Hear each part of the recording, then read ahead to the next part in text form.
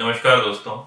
आज हम urinary bladder के कैंसर यानी कि सीए ब्लैडर के बारे में बात करेंगे, जिसमें कि मुख्य तौर से जो लक्षण होता है या सिम्टम होता है उसको वो होता है यूरिन में ब्लड आना।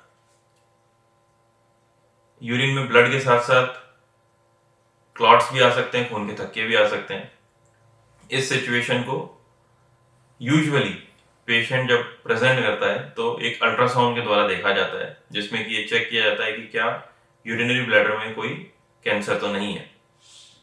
अब यूरिनरी ब्लैडर के कैंसर में जो और सिम्टम्स हैं, जैसे कि पेन होना, यूरिन करते टाइम जलन होना, ये भी आ सकते हैं।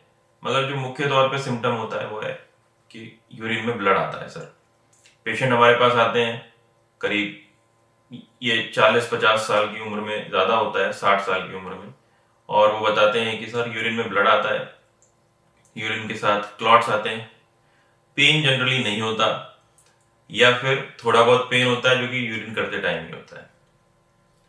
अब इस सिचुएशन में करना क्या है? एक तो सबसे पहले यूरिन में ब्लड आए तो उसको कैजुअली नहीं लेना है।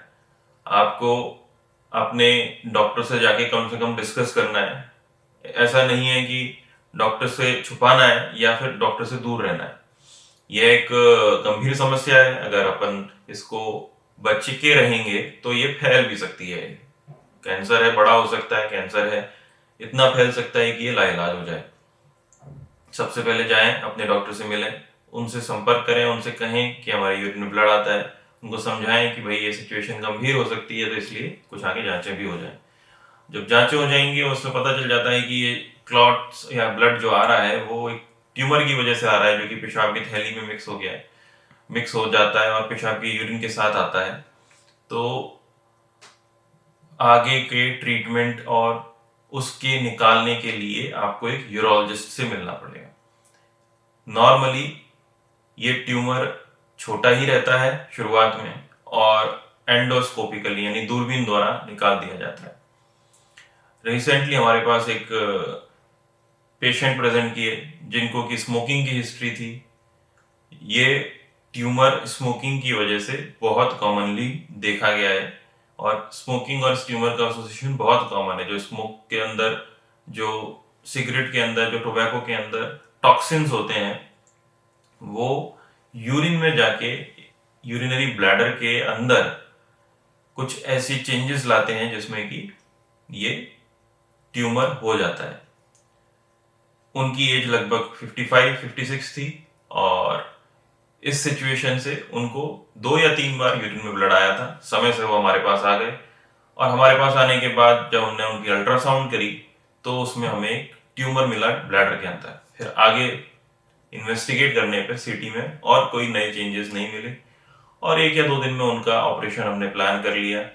एंडोस्कोपिकली ट्रीटमेंट हो गया, कुछ वीडियो के संग हमने उनके एसोसिएट किए, जिसमें कि आपको पता चलेगा कि कोई इतना मेजर सर्जरी नहीं है। अगर समय से करा लिया जाए तो बिना चीरा फाड़ी के या बिना ज्यादा ब्लड लॉस के ये सर्जरी की जा सकती है।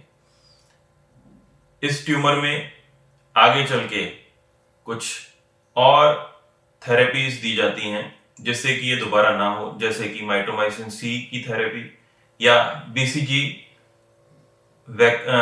की जो इंट्रावेसाइकल थेरेपी है, ऑन्को बीसीजी या बीसीजी वाली थेरेपी। ज्यादा लंबे समय तक ट्रीटमेंट नहीं चलता, कोई मेजर सर्जरी नहीं होती, इससे बचने का कोई जरूरत नहीं है। समय से ट्रीटमेंट ले लेने पे, समय से डॉक्टर से संपर्क कर लेने पे आप इस कैंसर से पूरी तरीके से निजात पा सकते हैं। हमारे जो पेशेंट हैं वो नेक्स्ट डे डिस्चार्ज हो गए थे, कैथेटर भी निकल गया, और अब अच्छे से यूरिन जा रहे हैं बिना किसी ब्लड के। बायोप्सी जो होती है उसके रिजल्ट के आधार पे आगे का ट्रीटमेंट चलता है, और इस सिचुएशन को कंप्लीटली ट्रीट कराया जा सकता है।